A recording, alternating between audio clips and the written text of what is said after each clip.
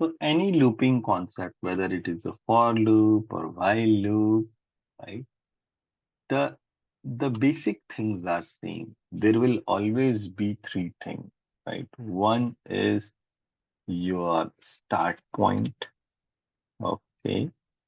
Second is about limiting condition, means when it will come out of any loop, right? So that is called limiting condition or end condition, right? Or we'll say end condition and or stop end condition. And third is statements to execute. And fourth is increment or decrement. That will be there in any loop. For loop is same as while loop. Only difference is where you are putting it. So let me take one example. Same thing. This one. If I take this example, copying this, putting it here, and for just to make it simple, I'll make it from 1 to 5 only. Okay. So this is while loop. You're saying that I want to initialize this, then I want to go till this condition will become false and execute this thing, and then increase the value of count by 1. Right? Same thing if I want to write in for loop, same thing. Let's see how it will be. It will be for int count is equals to 1. So in for loop, you can put this statement, this particular statement directly here. Okay.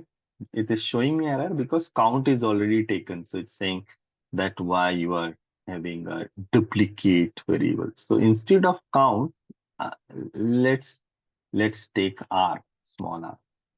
Int r is equals to 1. This condition, this particular condition will come here. R is less than 5. Then this condition, which I have written, count is equals to count plus 1. In shortcut, it is R plus plus. Sorry. I said, you can write count is equals to count plus 1 or count plus plus. In the same way, I'll write R plus plus. And this particular statement will come as it is.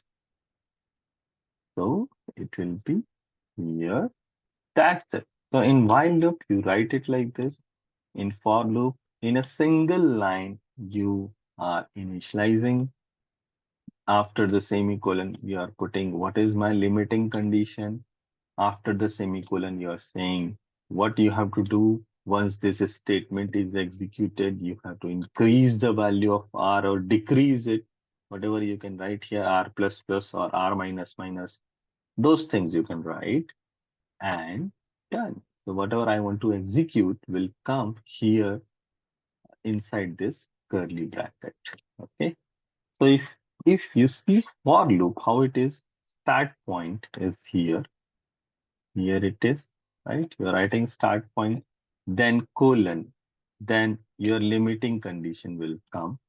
Okay, inside the for, then semicolon, and then increment or decrement will come in the for, in the circular bracket itself. See here. And the statement to execute will come inside this. Obviously, this is my statement to execute. That's it. So if I execute this, see here it is printing me here test logic 4 times because we have started from 1 going till r less than 5, not less than equal to 5. Less than 5 means it will go till 4.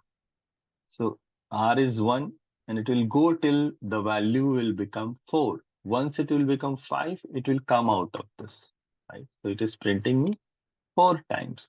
If I'll make it less than equal to 5, then it will print me 5 times. See here, the small change, a very small change can change the output, what we are doing right here, right? So this is how for loop works. Let me make another for loop and I'll ask you what will be the output of that program. I'll write for integer t is equals to 9, t is less than 33, and t plus plus, and inside that I will say system.out.println t divided by 2, and let me make it 14. So this is my question. You don't have to execute on your system. You just have to do it somewhere, right, in your mind and tell me what will be the output of this program.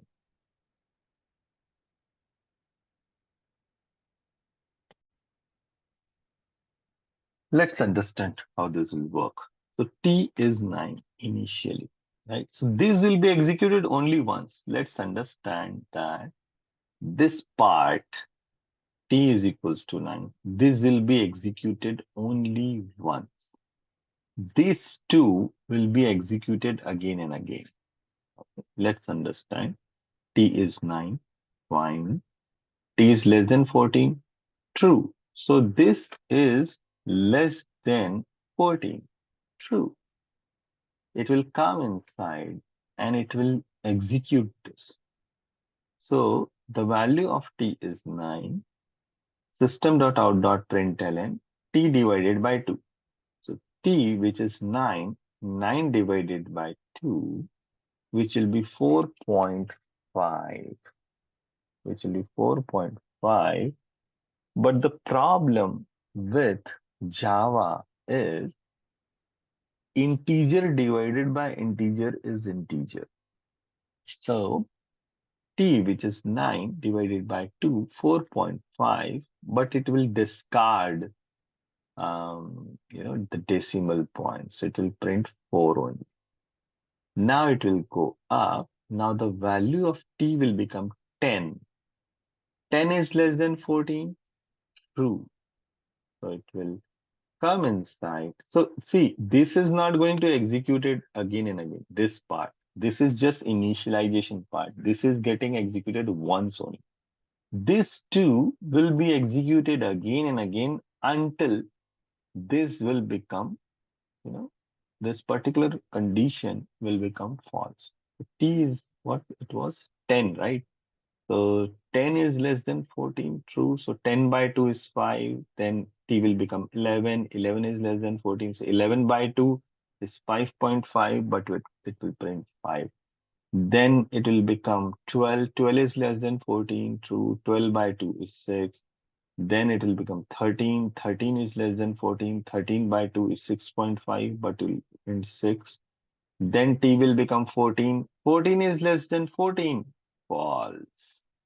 So it will come out and whatever is written in line number 23 will be executed, but there is nothing in the 23rd line. It will go to the 24th line, it will go to the 26th line, and your execution is done. So if I'll execute this program, see here, 45566 is printed. Somebody in the chat window has given the right answer. It will be done like this. Okay, so this is about for loop. We will do two more practice on this part, maybe in the next session.